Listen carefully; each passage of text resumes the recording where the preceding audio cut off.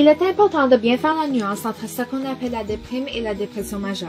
La déprime ne convient qu'une réaction dépressive bien naturelle et humaine à la suite de certains événements de la vie à laquelle de nouvelles habitudes peuvent aider. La dépression majeure est une véritable maladie nécessitant une attention particulière et des traitements adéquats.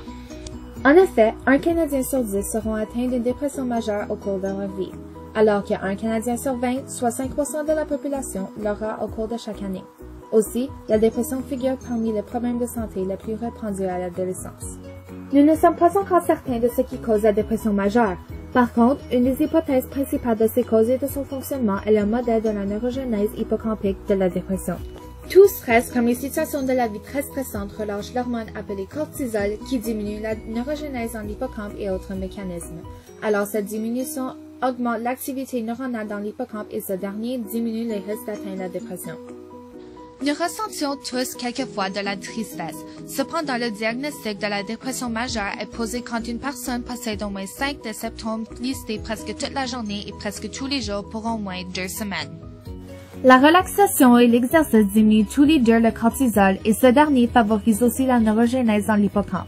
De plus, le médicament appelé antidépresseur qui régularise le niveau des neurotransmetteurs, notamment la sérotonine et la noradrénaline des patients, ont pour effet de leur part d'augmenter le taux de naissance au niveau des neurones hippocampiques.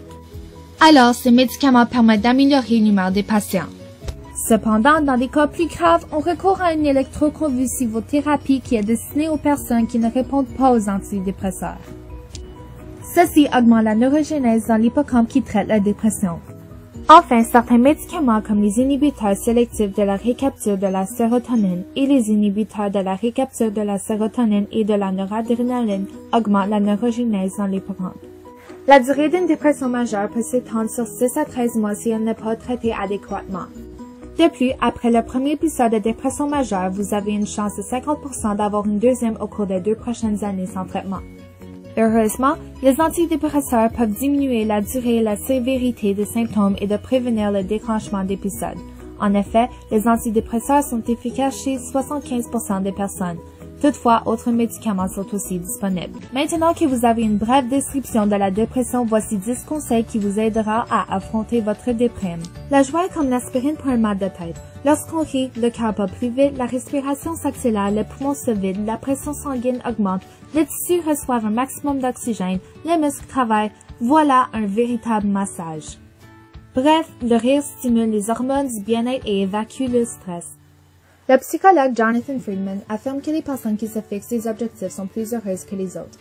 En plus, Richard Davidson, neurologue de l'Université du Wisconsin, approuve qu'ayant des buts permet de supprimer les émotions négatives. Donc, des projets permettent de se motiver et, une fois l'objectif atteint, d'être fier de soi. Dresser chaque soir une liste de 3 choses positives arrivées pendant la journée permet d'être plus heureux. Martin Seligman de l'Université de Pennsylvanie a prouvé cette théorie. C'est l'occasion de chasser les idées noires et de se dire finalement que cette journée n'était pas si ratée que ça. Bien que certains individus pensent que l'alcool ou l'usage de drogue font disparaître les symptômes de la dépression, nous avons maintenant la certitude que ce même abus entretient la dépression nerveuse.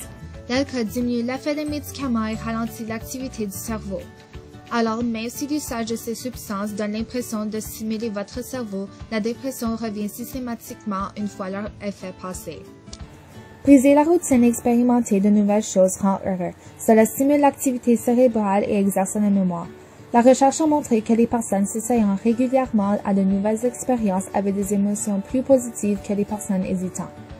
Des chercheurs de l'Université du Sussex en Angleterre ont découvert qu'être confronté à la couleur bleue permettait de développer l'estime de soi, de réduire le stress et d'être heureux.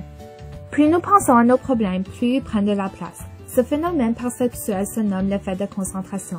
Il consiste à se concentrer sur une chose pour que cette chose paraisse plus importante que le reste. Au contraire, lorsque nous y portons peu d'attention, ce que nous appelons l'effet par assimilation, les problèmes paraissent tout relatifs.